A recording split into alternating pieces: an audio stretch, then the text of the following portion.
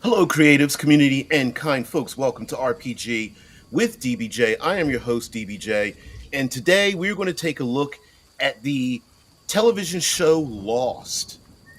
Sure, we know it fell off the rails a little bit at the end, but our intention here, as we talk about tabletop role playing games, is to top off on Mind Fuel, to find something that is in pop culture that's around us, mundane items and events and media, and then use that for fuel for our own world building. And we're going to take a look at the show Lost, take a look at that premise, and use it for our own purposes to be inspired.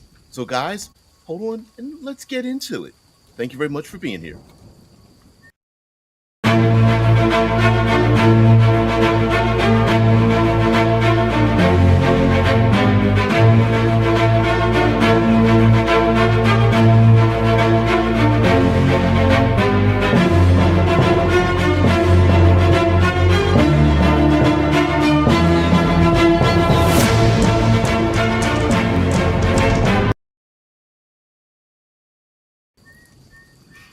Well, hello, everyone. Yes, I am DBJ, your host, and of course, welcome all creatives, community, and kind folks to the channel. We're going to talk about Lost, the television show, with one of the most simple premises you can think of. And a lot of these television shows and movies, books, novels, graphic novels, it's great to have an easy elevator pitch for a premise because it allows us uh, to fill in the gaps. Kind of like imagine yourself a jar with five or six really big rocks in it, and we understand that we can throw in pebbles and then some sand and even fill it with some kind of fluid to fill in those gaps without ever actually overfilling that chamber.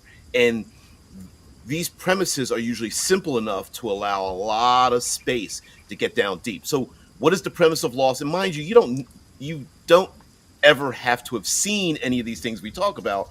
It's just a matter of using that premise for our world building. So, the premise is very simple: a plane filled with passengers who have interesting and exotic and different backgrounds all board a single plane, and that plane crash lands on an uncharted, deserted island.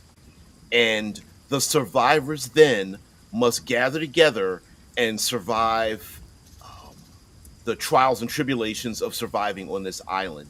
And it gets really, really weird. Um, of course, our first, I want to say, 3 or 4 seasons is really interesting on this show. We begin our first season with our proverbial we need to survive storytelling elements.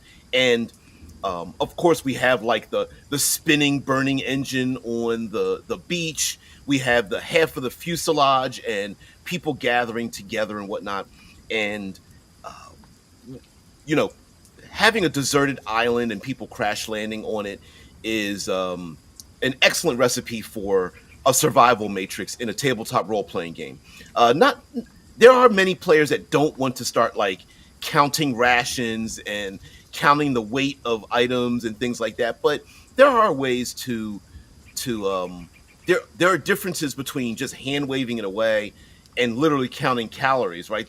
There are uh, different things in the middle of it to make you feel like you're surviving without literally having to count each and everything you do. Whether you want to call it rations, supply, um, shelter, or whatever have you, you can give that a numeric value if you wish.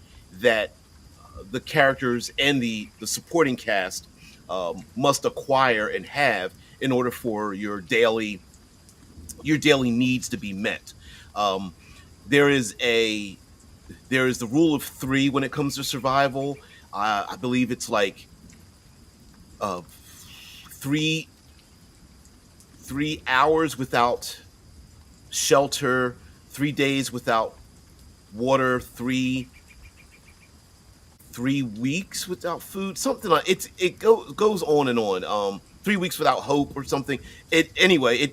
there's a and I actually have it on my shelf. There's a survival matrix, and you could find that as well with in terms of like what are the necessary things to survive, what skills do the players have, um how is your how is your cast of characters impeding the necessary requirements to survive, which is always a big problem, especially with like survivalistic slash post-apocalyptic stories. Like, who are the useless people, and why are we still keeping them around? But it actually tells really great stories too. Drew mentions, like with the show yesterday, have never watched this, but I certainly have heard people talk a lot about Lost. Yeah, Lost went well off the rails, like many television shows. They suffer the proverbial matrix that I talked about, where either the show goes on longer than it should have, or it ends prematurely. It very rarely does a show go out on its high point, because that's where the money is at for advertisers and things like that, and attention and what. Yeah. Normally a show fails and goes off the deep end and sputters out and is forgotten and should have. It always tends to last longer than it should have, which Lost is kind of like that. Well, Lost suffered from yet one more thing, and we're going to get in. Well, I'll bring it up now. Lost suffered from the early '90s to the mid 2000s era of the mystery box writing method, and the mystery box writing method is simply, for tabletop role playing purposes, it's simply the idea that um, you dangle a thread. Yeah, hell's yeah. Yeah. We dangle a thread, and then we allow interest in that thread to dictate whether we are going to delve further into that thread. Now, for tabletop role playing purposes, this isn't so bad, right? And what I mean by dangling thread, in the first couple of seasons in Lost, we had a living, undefined smoke monster. We had a polar bear on a tropical jungle island. We had a another group of survivors on the island, apparently having been there previous to our survivors crashing on the island. We also had um, a small plane crash filled with, I don't know, probably millions and millions of drugs. We have a overgrown, empty scientific base. We also had an underground bunker sealed away from the rest of society with a countdown timer with strange symbols on it, with a button that must be pushed, or else the, the unraveling of reality would happen if the button isn't continuously pushed by a single individual who's left there.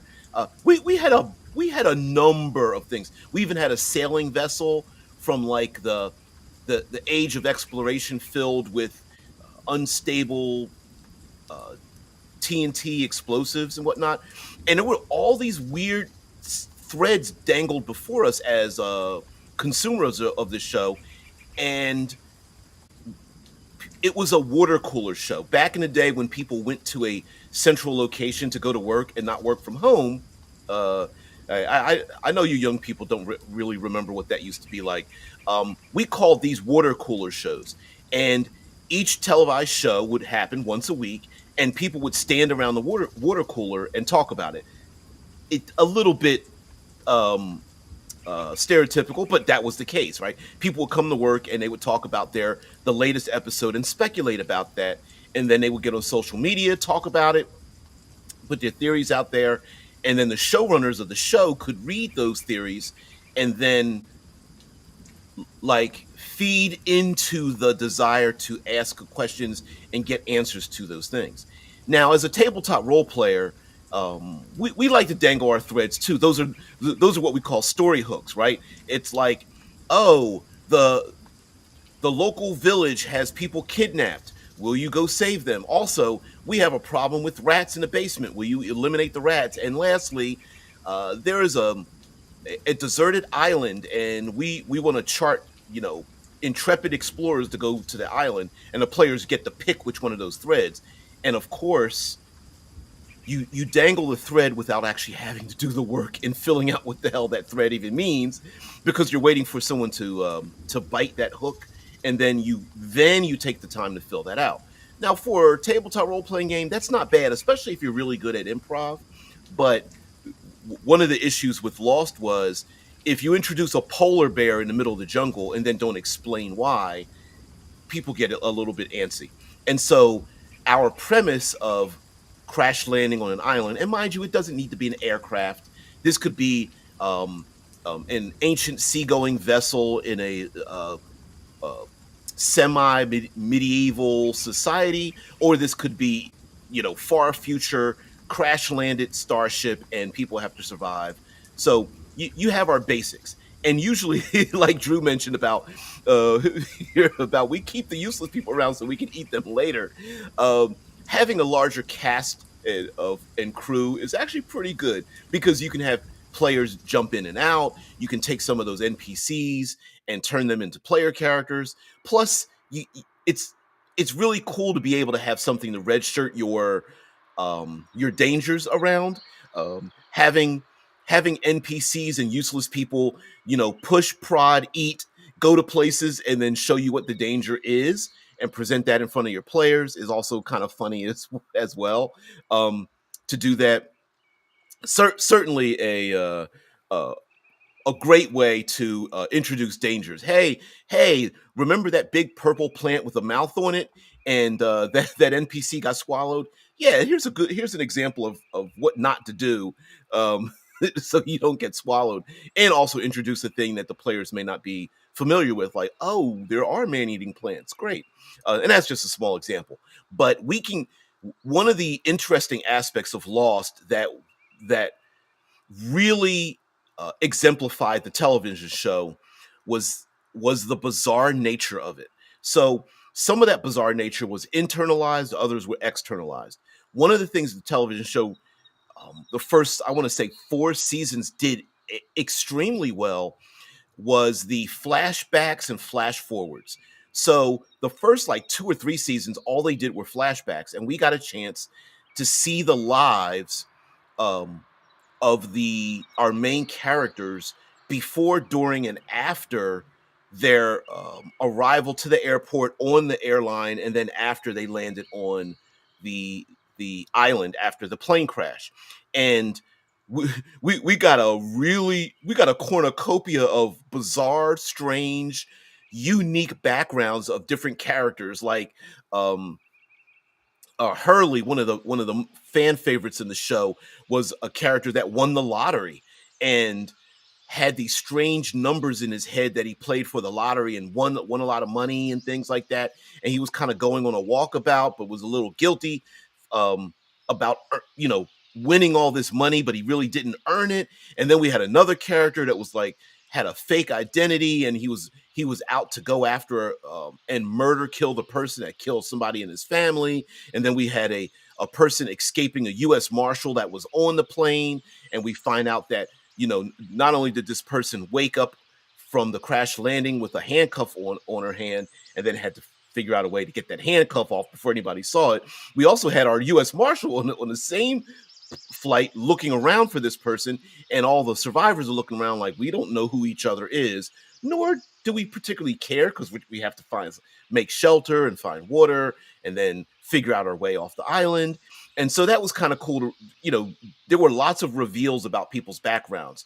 Were they a police officer? Were they a doctor? Were they an explorer? Why were they running from something or running towards something else?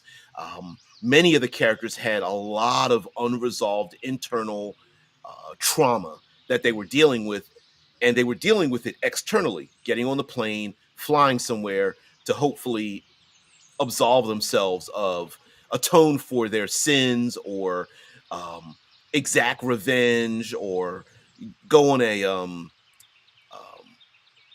um, a fetch quest, go on to try to find a MacGuffin or something like that. And it was pretty unrealistic how interesting everyone's background was for them all to get on the plane. But that was kind of the point of the show, and that bizarreness extended externally as well.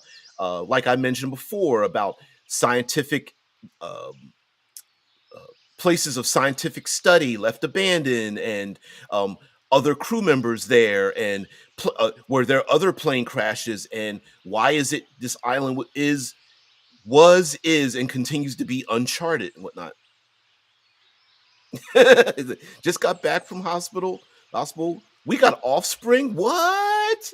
You can't just start breeding and not let other people be warned about that kind of thing. Oh, just shaved my own head tonight with a new electric razor. I love it. Yeah, I got a new razor too as well. Yep, sure the locks off and went cold turkey, man. Yeah, when some of us when we get to a certain age, and the ladies maybe can't uh quite get into this, but us guys, listen, if your parking lot is losing automobiles, sometimes from the front, sometimes from the back, sometimes you just gotta go, you know what, get out of here. Yeah, yeah. Looks like the squad got bigger. Gotta carry on that legacy.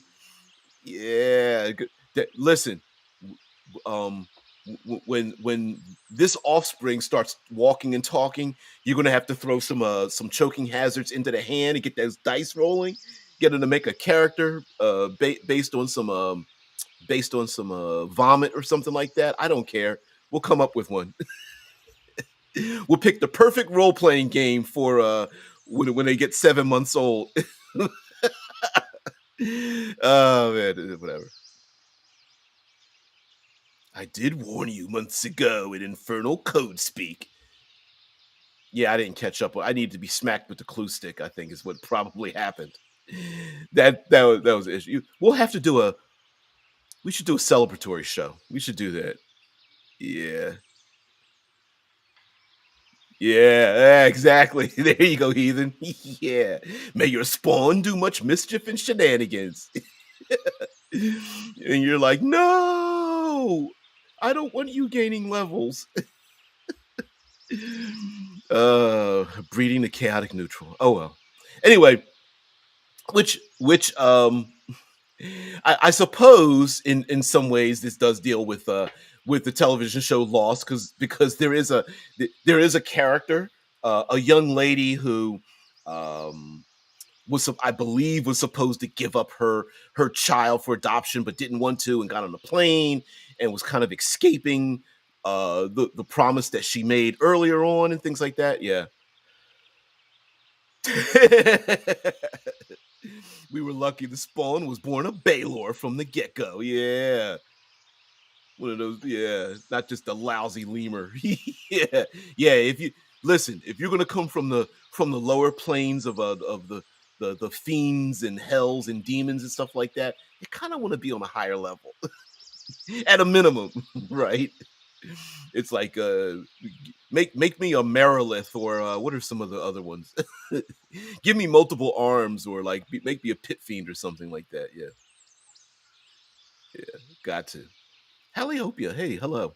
So, um, introducing uh strange and different elements is not only necessary if never really seen Lost, you don't have to. You don't have to. Believe you me, if you go down the Lost rabbit hole, you might not wish that you did. Like I said, the premise of the show was really excellent, and given the writing, as we went into like the fourth and fifth season, you could tell that the writers, many of the showrunners and writers, have backed themselves into a corner because they introduced so many dangling threads that to tie them up was very difficult. And it was promised that those dangling threads would be solved, and it was different because imagine running a role-playing game session where the game masters keep switching hands, and then you'll realize what the chaos is going to be. Okay, no problem. Go get your snack. That's kind of the point of why we're hanging around. So, um, um, the great thing about the show was the combination of the fantastical and the mundane. So you had to, for example, at one point in the show, there was the beach settlers and the I want to say the beachers and the cavers. So some members of the group wanted to stay at the beach because they wanted to be rescued. They were like, "Listen, we've been here a while, but we know that there's no way a plane can go off the radar on an uncharted island and not be discovered. There's too much population and technology, too many of us missing that rescue forces will definitely look for us. So let's stay on the beach and ensure that we're going to be safe." There were many others that were thinking, we need to think permanent. Like, what if we don't get saved? Not only do we need to survive, we need to be able to thrive. So there were they weren't just the beachcombers, there were also the cavers. The cavers went internalized into the island and were like, all right, we need to find great shelter from the storms. We need to have a clean water source. We need to figure out how to get food and store food for us. And get all the equipment we can off of the ship, the plane, supplies and things that we can use, tools and whatnot, and go from there. And they were more of a settled nature. Like, we're probably not going to get saved anytime soon. It could be weeks, months, years before they find us. And so we need spears. We need to go native in many ways. And those were the ones that wanted to explore further inland, and that's where we found a lot more of the fantastical elements. And so Lost is in many ways like a tabletop role playing game, right? We have a cast of characters, all of them different character types. Some were smart, some were fast and quick, some were tough. They all had such interesting backgrounds that sometimes some of the most craziest things happened in their backgrounds before they even got on the island. And that happens to be a weird trope that happens in our own communities where players make backgrounds so interesting that the game never lives up to the background that they created in the first place. Yeah, thrive on the beach, crack off crab legs like Tom Hanks did. Yeah. Well, you can't really do that forever, right? Like, if you get tsunamis and storms and things like that, temperature drops and things like that, even on a tropical island, you still have to you still have to figure out how to survive. Now eating seafood isn't a big deal at all, and I'm sure many cultures were able.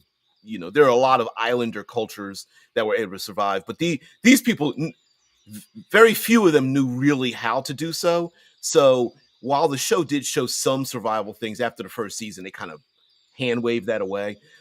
Much like the television show, making the point that all the characters had thematic clothing, and despite changing their clothes, they all seem to wear the exact same outfits day after day, week after week, month after month. It was like, wait a minute, we're in the season 4. Why are you always wearing a different type of polo shirt?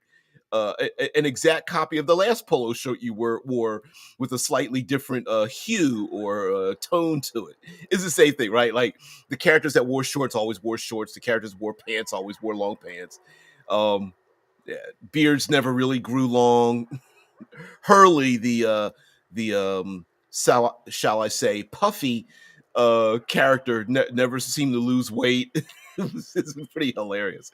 At a point, it got ridiculous, and it was fun. It was fun to see it. Fun. So anyway, um, but for a tabletop role playing game, throwing characters on a desolate, uncharted region is like, that's a chef's kiss, right? Players go out of their way to go to places that are uncharted, and that's a good thing. Dungeons and Dragons and beyond, starships landing on alien planets and worlds or moons or something, it falls right into the exact same category. And so really great. Now, the fantastical parts of this is like, how do you modulate your fantastical elements?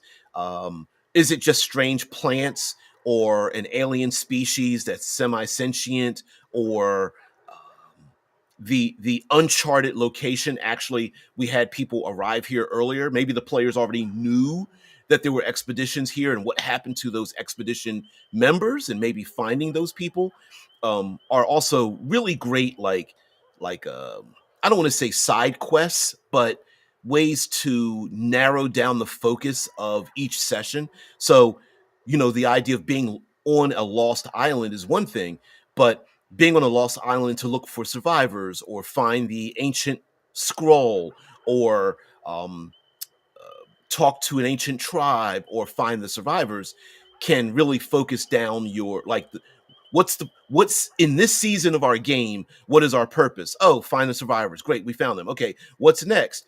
To get to the highest point to send a message back home. Okay, great. Well, that could be another point. And so subdividing why players are in this setting, in this game world, I think really should help us out. um uh, Maybe tomorrow we'll get into the 4Ps. I couldn't remember for years. It felt like for storytelling writing and for tabletop games, there was something known as the 4Ps, and I was like, I can't remember where it's at and where it came from. And finally, I did listen to a podcast that talked about the 4Ps. The 4Ps are, or maybe 5Ps. It was like premise, problem, promise, um, progress and payoff. But we'll get into that maybe tomorrow.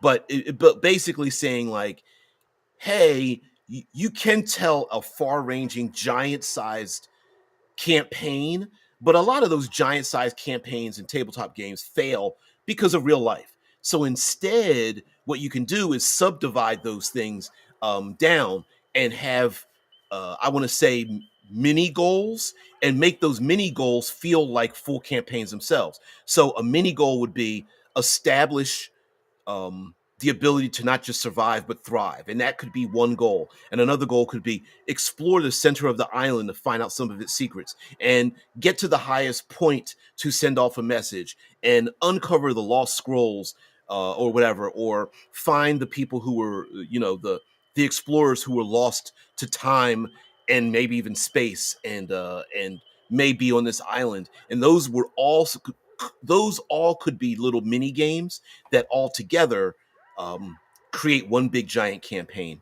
Now, some of the other strange isms is that you don't need to explain, rationalize why things are on an island, but I think from an iceberg point of view, you should have an idea why things are on an island. So an example would be in Lost, there was a rampaging polar bear on a tropical island. Now, you know, why is this? Now, in a fantastical element, we could come up with any number of reasons.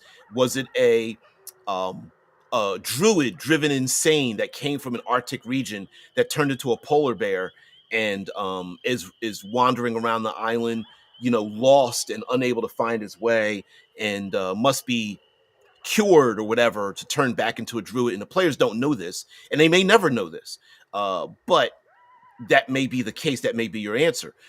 You could throw in something like a rampaging polar bear on a tropical island, and your players' speculation gives you the answer that they're looking for, and you reward them for that, which is also a great thing to do, right? Steal from your players. Let them talk about what they think it is, and you take one of those ideas and you go, that's a better idea than mine, and then just replace it.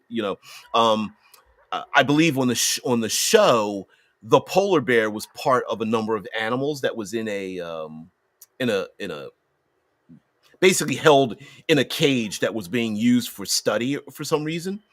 Never explained how why would they bring a polar bear to this place, but saying that it escaped from a cage from some scientists in a commune that existed there previous makes a lot of sense, and therefore explained it. So you can throw exotic things on the island, on this uncharted island, and have them so bizarre the players don't know, but internally, and you can expand upon it. Like, for example, if you do say that it escaped from a number of animals, or maybe even bizarre fantastical creatures escaped from cages, and then the players go, well, I wonder which ones they are. And then you can, as a game master, you could go, well, what kind of monsters do you think escaped? And they can look around and make some investigation checks and look for claw marks and put their hands in big piles of dookie and things like that, and look for some notebooks or whatever, and come to find out that there were like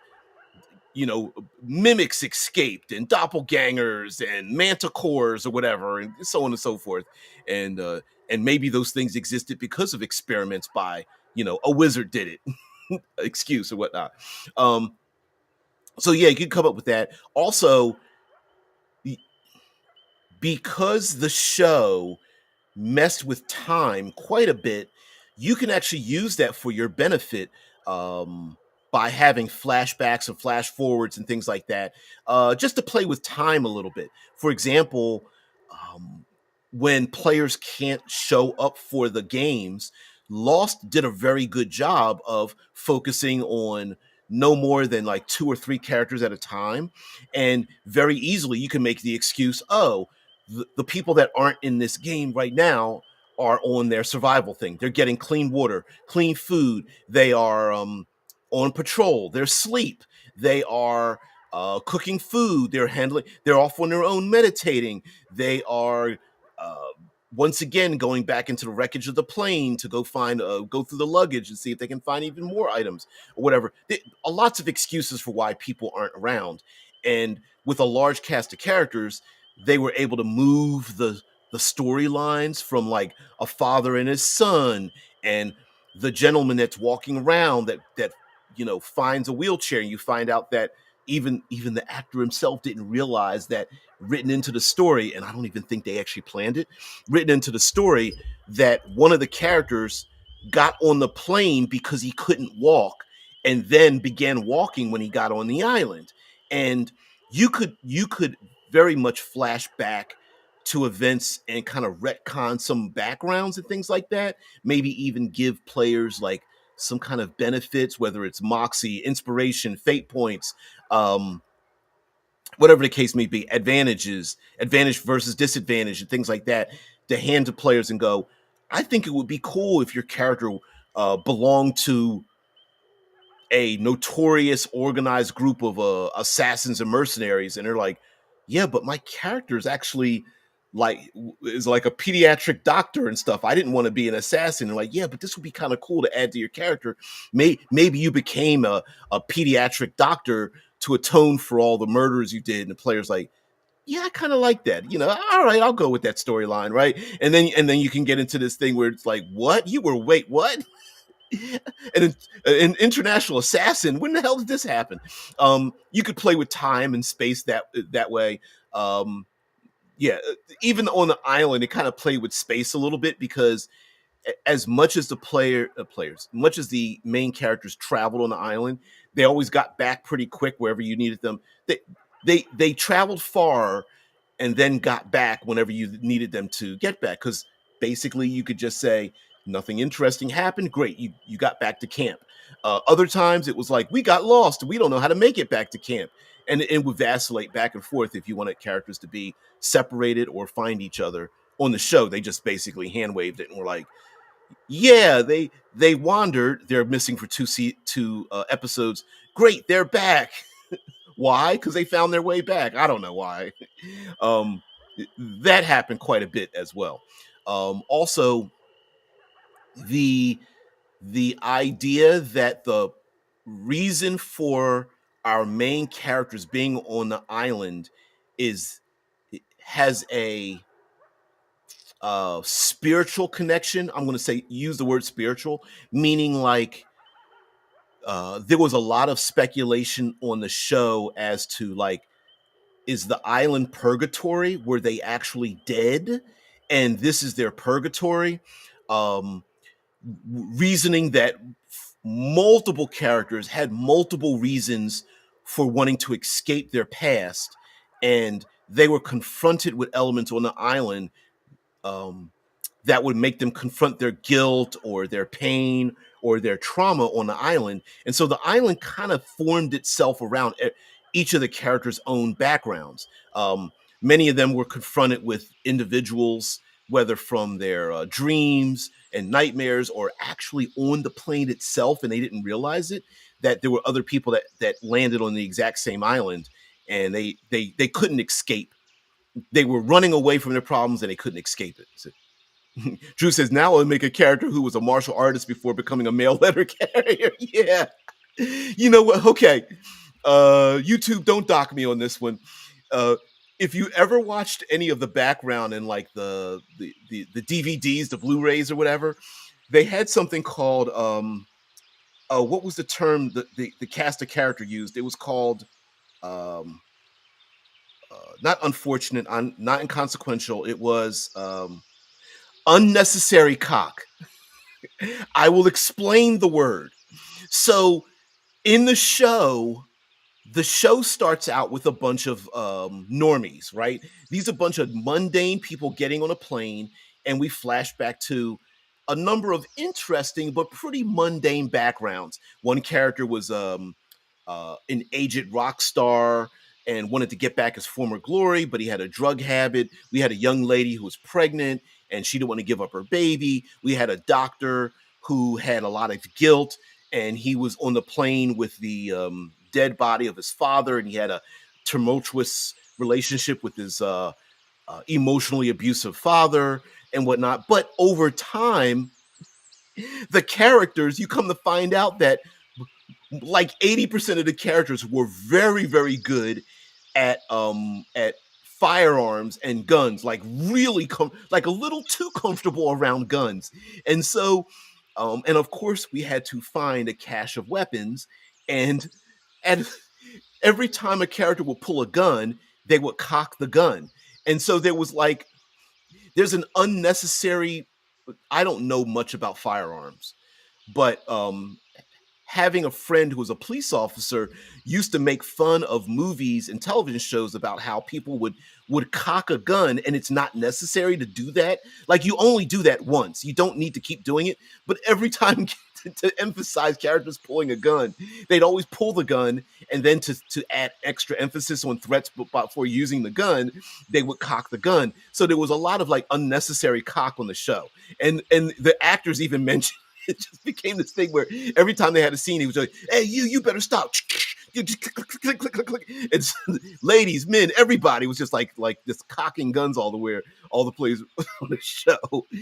Pretty funny hearing them talk about that fact, because even the writers were just like, they actually wrote it in. It became such a thing by accident that they just put it in the show. Shai says, if you cock a gun when it's not necessary, you could get charged with brandishing a firearm without malice. A good reason to avoid unnecessary cocks. Yeah. Also, made the same mistake on my OnlyFans. I should have never did my that. That's why they pushed me off to the comedy section. But don't worry, I'll put the link down below. I'm doing pretty good in the show. I make hundreds and hundreds of cents. It's really good. Anyway, yeah, yeah. So that, a pretty funny element on the television show, but again, you could have very mundane characters and build upon our mundane characters by starting to add like skills and things like that. Like, if you really want to have some fun with a gauntlet or a funnel, you could say, all right, you have to make a character, but you're only making 60% of the character. And as we start adventuring, you can fill in the gaps of what skills and equipment you have that's necessary. Yeah, says if you try to cock a pump gun twice, you'd probably jam it up real bad. Yeah. Also, if I'm not mistaken, doesn't it just rack the next bullet and the other bullet just falls out of it? You start like cocking firearms all the time, and then possibly even jam it up or whatever. Yeah, it was a thing.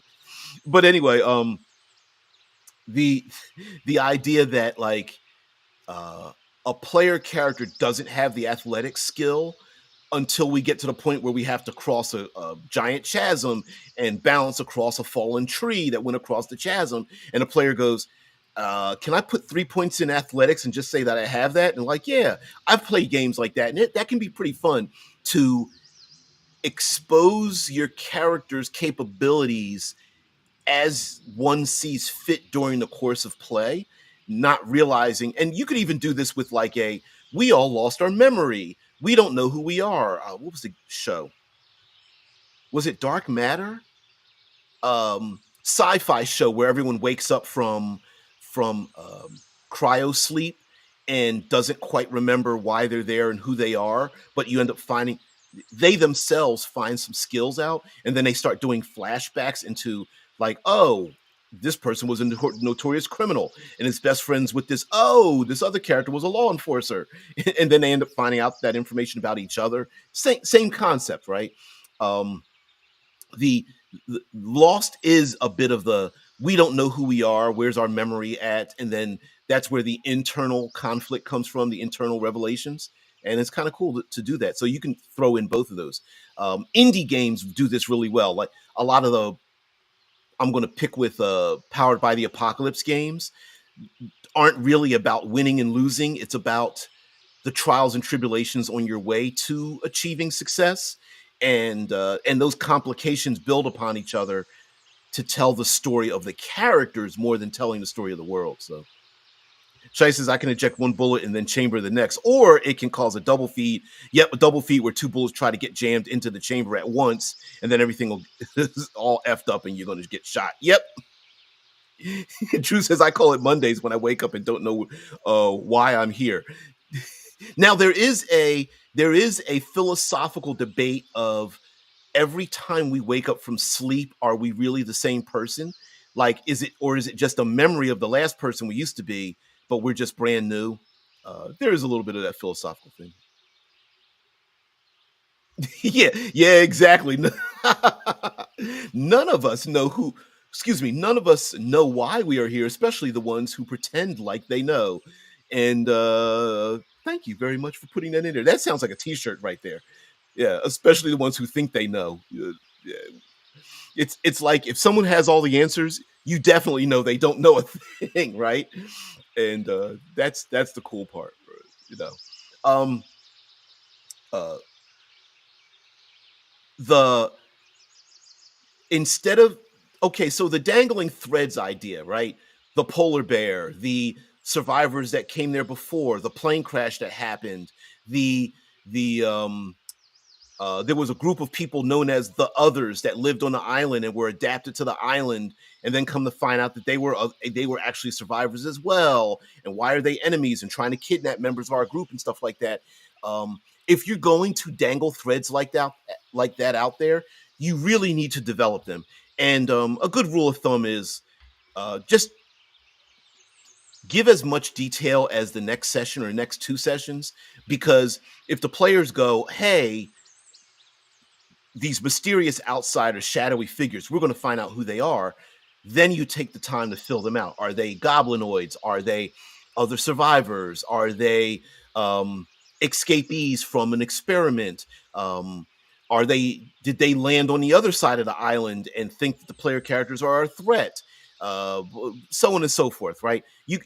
Are they tribalists and have lived here for generations and they're looking for um, every season or whatever period of time it's predicted that these new outsiders would come, so on and so forth. Fill those threads out and allow the players to speculate, steal from the players' great ideas if they've got any, and use that to tell some elements. But try not to drop those threads. Try not to make them red herrings. The show had they really delved into the red herring thing, right? There was a lot of that, a lot of red herrings. Something else that's very difficult to do for player characters, but we can embrace in gaming, is uh P versus P, player versus player stuff. Um, Throughout the television of the show, there were lots of lies and misdirection by the own characters on the show. Um, don't tell so and so we found this. D- um, Keep so and so from finding out we found this other thing. I mean, there was a lot of that. We have a box of guns. Let's make sure we bury it because we don't want everybody else getting one. And then somebody else would find it and steal it. And then the original person that buried it would go back and find out it's disappeared. And now they're looking around for it. But then the other person who found it themselves is wondering who buried it in the first place and blah, blah, blah. There was a lot of the backstabbing, lies, gossip, of high school and college shenanigans level, right? Like so and so like so and so, and I don't like the fact that so and so likes so and so.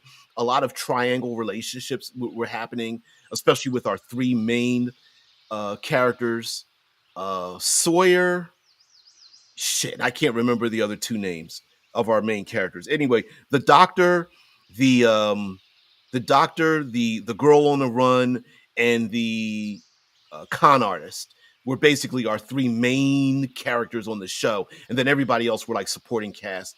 And then, of course, you got to have the romantic triangle where the lady can't pick between the, do I want to pick the bad boy or do I want to pick the settled guy and blah blah blah. You hate it. Yeah, Anon Adderley says, love it or hate it, mystery box writing is the most relevant element to RPGs, especially effective there.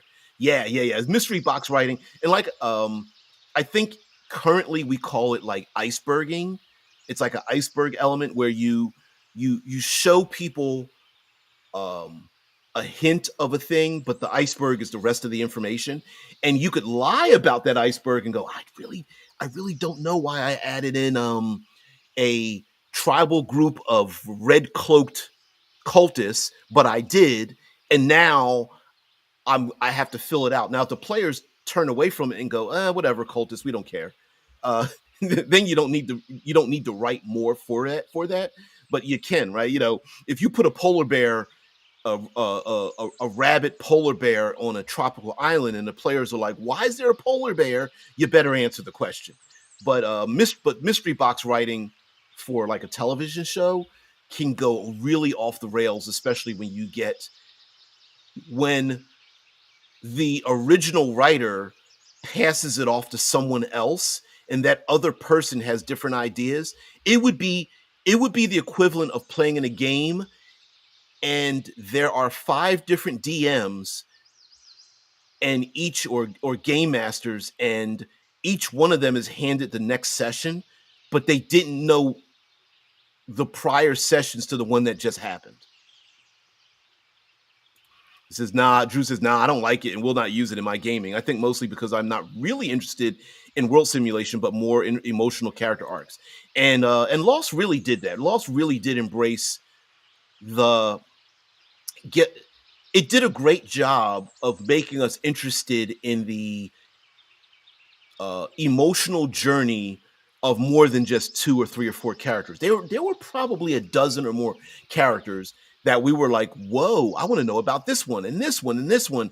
And they really tried to make like a dozen main characters on the show, and even introduced more characters as we lost some, or we got into a stalemate, a we got into a hover pattern of certain characters where we were like pretty satisfied with where they were at this moment.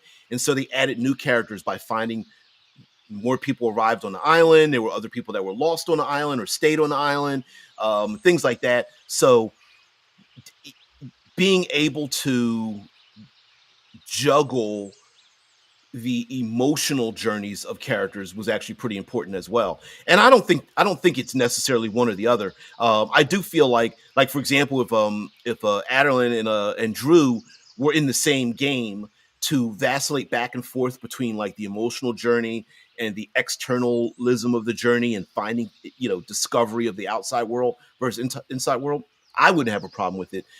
Now it would depend on the game. Some games really don't. I hate to say this, but like our current iteration of Dungeons and Dragons doesn't really promote either one. It's not really a dungeon crawler, and it's not really an emotional arc simulator either. It's more of a combat simulator. It doesn't reward. Let me just say that it doesn't really reward character arcs, and doesn't reward exploration really. And so you might want to pick a game that, or at least discuss openly about like what kind of game you're going to run, and do you really need mechanical rewards for engaging in that thing, or could you just ignore it and just go like, listen, we're all great role players. I don't need mechanisms to delve into my character's emotional arc. And somebody else is like, yeah, I don't need mechanics to want to explore this world. then a fantasy D20 game is not really a problem in that sense.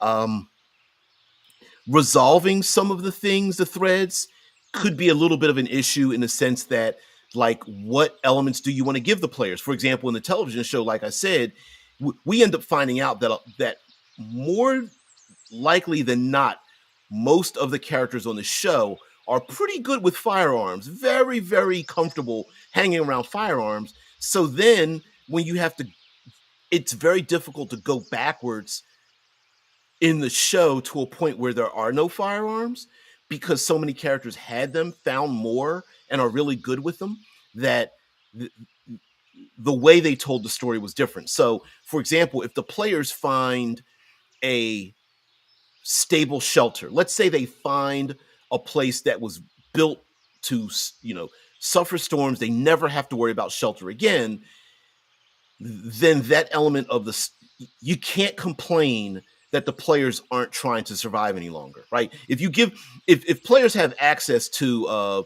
a tiny hut, you can't complain that this game sucks because it doesn't have exploration in it. Well, there's no need to.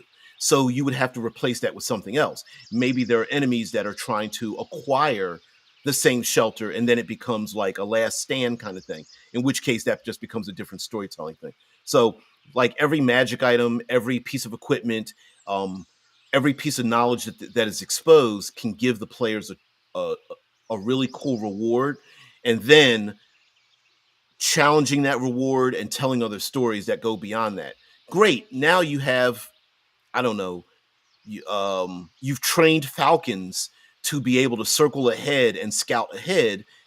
So maybe now surprising the players and sneaking up on them isn't really possible any longer. So maybe that's not the story we're telling. Maybe it's more of the players sneaking up on other people. Yeah, they're not exclusively. Yeah, exactly. The Anon mentions, like, but they're not mutually exclusive concepts, as even Lost demonstrated. Exactly. Some characters we were super invested in their background. Will I think it was Michael and Will, the dad and the son, will they reunite and get back together? Was that a survival thing? No, it was about family drama, right? Will Sun and Jin, the Korean couple, um, get past their marital and family traditional things and not being able to speak English, but then you find out that one of them can speak English because she really studied it without the knowledge of her husband, and it was a whole big thing. Like, none of that had to do with survival. It was all background and internalized, and really good part of the show. I suppose if we wanted to make it a tabletop role playing game, many of the, like, Forged in the Dark, Powered by the Apocalypse games are exceptional in terms of, what's the other game that was built off of it? Avatar. Games were built off of, like, balancing your emotional state mechanically in the game versus dealing with external elements, right? So a lot of times in those games, you earn and expend points based on your emotional outlook, and your emotional state will allow you to progress forward or remain in that state longer than you intended. So angers and jealousies and outrage and despondency and catatonia and forgetfulness and apathy, all those things were end results of, like, failures in those games sometimes. And so it wasn't really about character death. It was more like character progression. Do I have the will to move forward? Can I strive forward amongst great odds, even though I'm worried about something that happened in my past? And the same thing could go forward externally, right? Like, are we poisoned or exhausted? Do we have enough food and resources? Are we lost? And caring for the other people. Again, I'm going to bring up the idea of players being responsible for things outside of their control, other members of the community. Is a great idea to throw into the player. I don't know why I like to push this thing, but I really like it. But, To threaten characters who are Billy badasses, instead of threatening them, you threaten their community.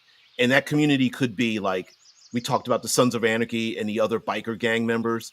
Um, they could be other mercenary groups, but in this case, with the plane crash, it could just be other members of the flight crew. It could be other members of the passengers and whatnot. And um, having the passengers have such interesting backgrounds that you have to delve into also means that the players can't just turn their backs and look at them as cannon fodder and just meat sponges. It's like, no, even more of these passengers have details about their background that can lead us forward in this island, right? So, because we end up finding out a lot of times, like for example, when the player, there was one season where literally the season ended where they found a hatch in the ground. That was it. Like the end of the season was they look around and they literally find like an intricate sewer hatch. And you're like, wait a minute, I thought this island was empty. And they find a sewer, spoiler alert, they find a hatch in the ground, and that's the end of the season.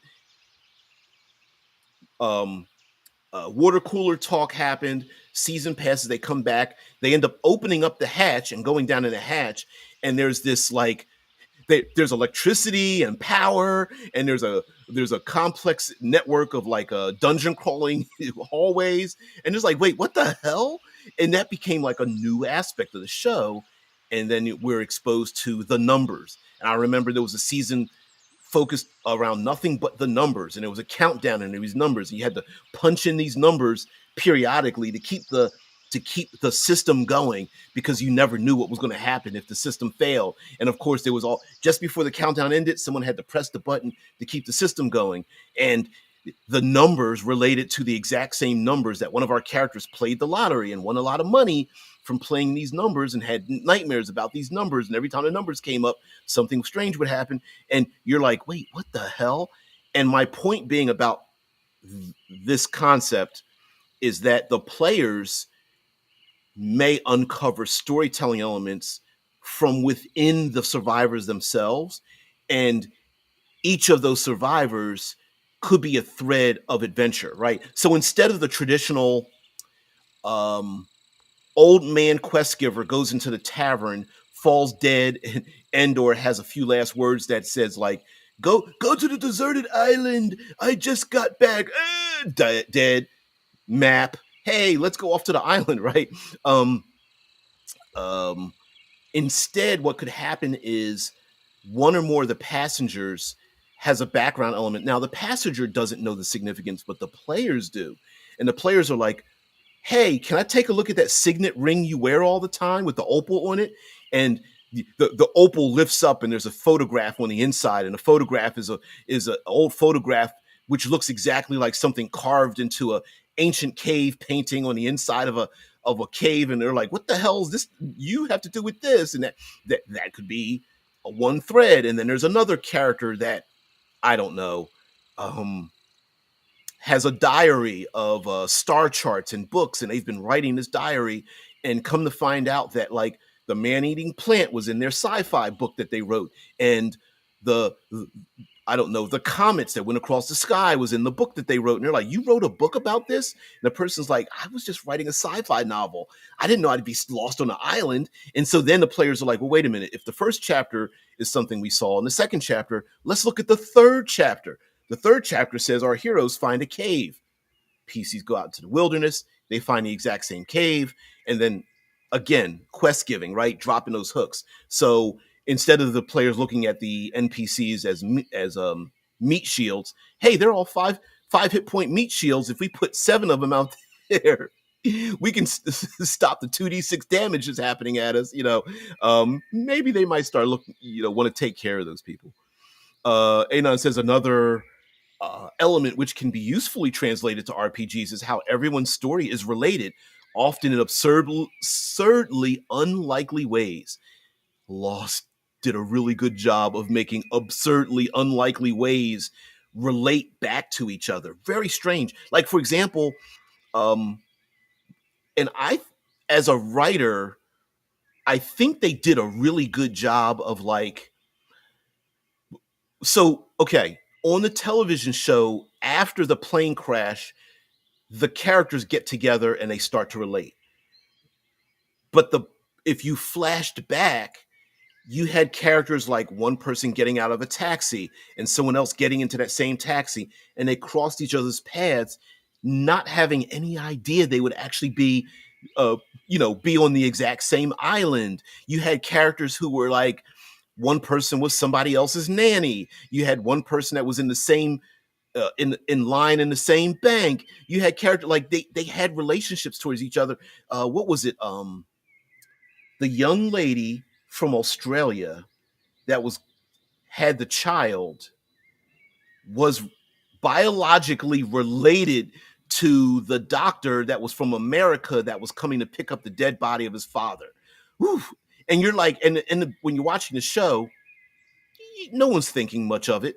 And then come to find out, like his dad actually was going to Australia to meet this girl because he had another family or something like that. And the young lady, and you find out like, wait, whoa, we're related. There was a lot of that on the show Lost, and I think that'd be kind of cool, right? Random PCs end up on random island that's randomly lost to time and space, and then come to find out that the nameless meat shield NPCs have a very deep interconnected relationship with the player characters. Kind of cool. Also, a good excuse to introduce new players, or the player who likes to drive their character like they stole it, and they got to be replaced periodically. It's like, I'm playing the cousin of the other character who was there.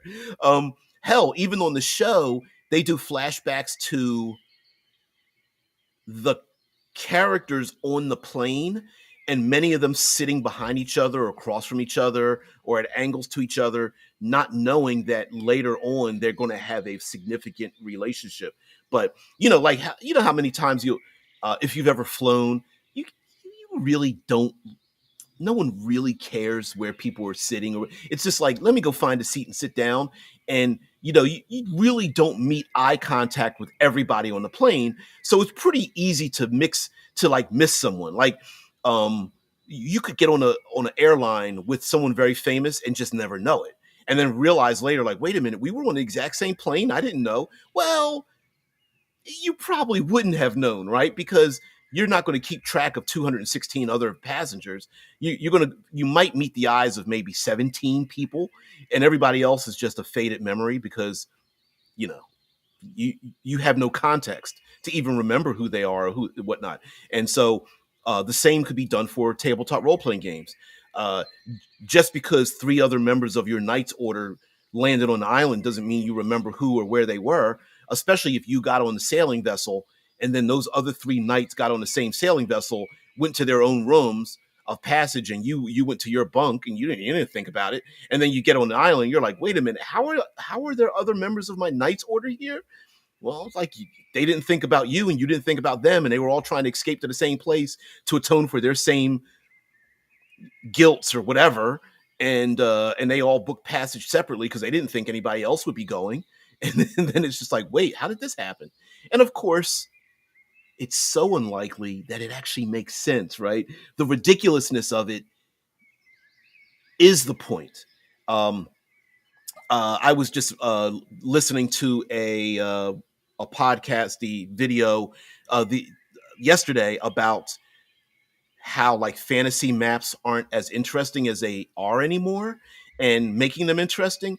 And one of the things that they pointed out that I hold dear is like, there are a lot of people who will complain about fantasy maps not making sense, but if you make it make too much sense, it's not interesting anymore, right? It's like every river flows exactly the same way because we all what is it? We human beings get confused about percentages. So when something is 80% true, we think of 80% as being 100%. And we tend not to focus on the 20% that is the exception.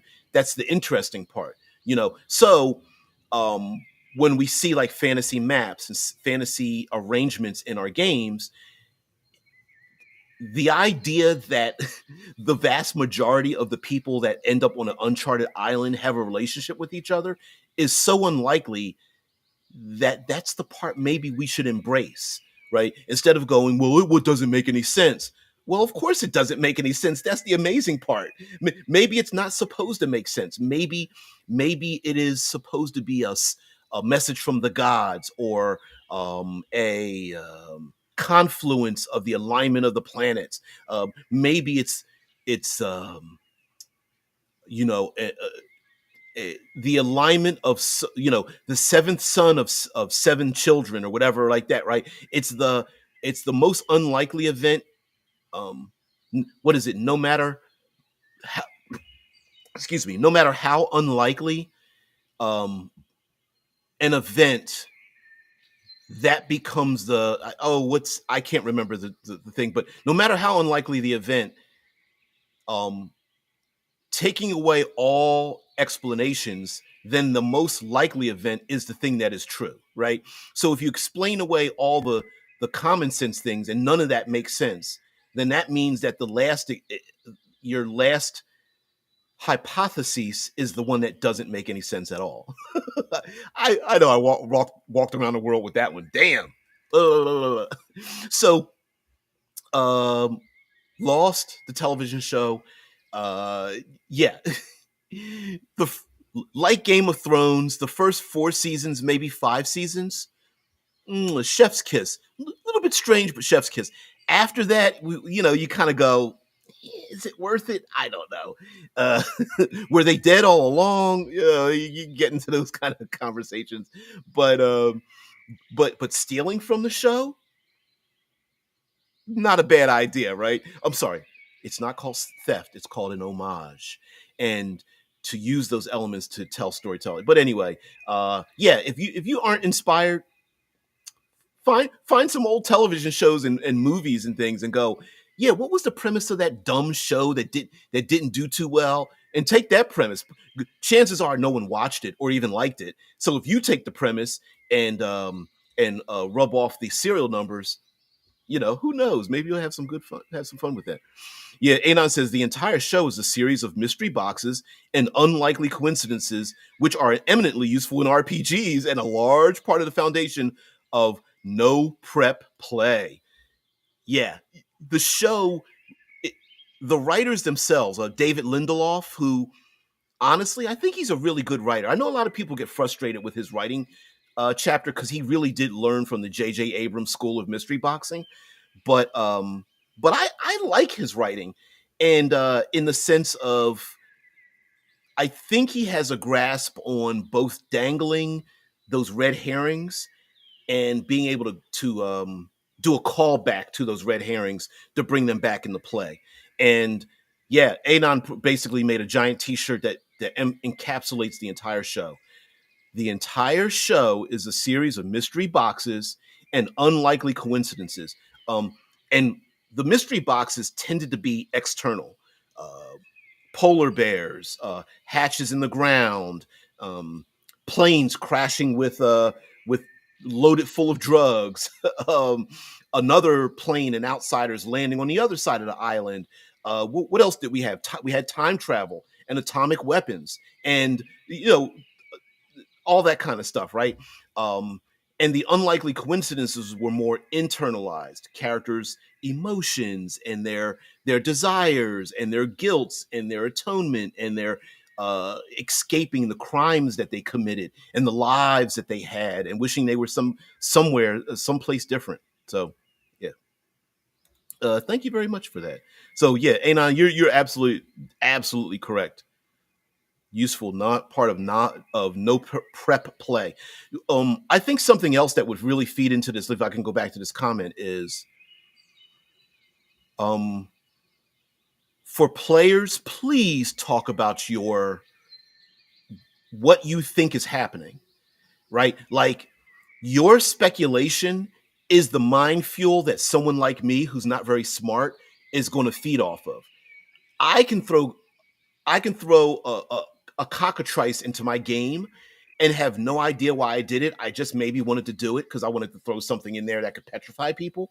But you, as players, may say, well, a cockatrice is a corrupting force. Maybe there's a corruption that's spreading in this region. And I go, fuck, I didn't even think about that. But that's a great idea. I'm going to grab some hags and some other and some fiends, and I'm going to use that for my game. And I would have never thought about that until a player mentioned it. So players, run your mouths, talk about what it is that you think is going on, especially with a mystery box. And then for the game master side, feed off of that. Let you know, reward your players for having great ideas by them investigating. You retcon your own ideas and go, no, you know what, that cockatrice, yeah, that makes sense. It does make sense that there's something there that is being corrupted, and the land is being poisoned, and this is just the it's not the cockatrice doing it. It's just the side effect of this corruption spreading, and maybe the players want to engage in that, and then you go, oh fuck, that's right. The player is a witch hunter or something. I should reward the player for hunting witches. You know what? I'm gonna grab some witches. Let's see. I'm gonna grab some hags. I'm gonna make an NPC warlock. And you know what? I'll even pick a Rakshasa and just reskin that as a cult leader. Boom, I'm done. Right? Like you could really do that, and that's me, I don't know, pulling shit out of my ass for no prep, right? Right? Just for that moment. So yeah, no prep play. Yeah, Lost is very much like that. Started out pretty mundane, and it got wild towards the end. It got really wild. You're just like, wait, they activated an atomic bomb and they went through time, and they're looking at a photograph of themselves 40 years in the past, but it's them in the photograph. And what the hell happened there? And what is this with some kind of like scientific research into behavior, but really the researchers were actually looking at the people who were researching the people with behavior. I mean, it was a whole thing. Tomorrow we're going to get into the P's. Let's pee on our D&D. Maybe, you know what? I'll even make a thumbnail, but we'll pee on our D&D tomorrow about the 5 P's: the premise, the problem, the promise, the progress, the payoff. Yeah. We'll talk about the P's and how that is useful for like story writing, like literary writing, and how we can use that for tabletop games. So anyway, guys, have a great one. I'll see you later. Peace and tranquility. Bye.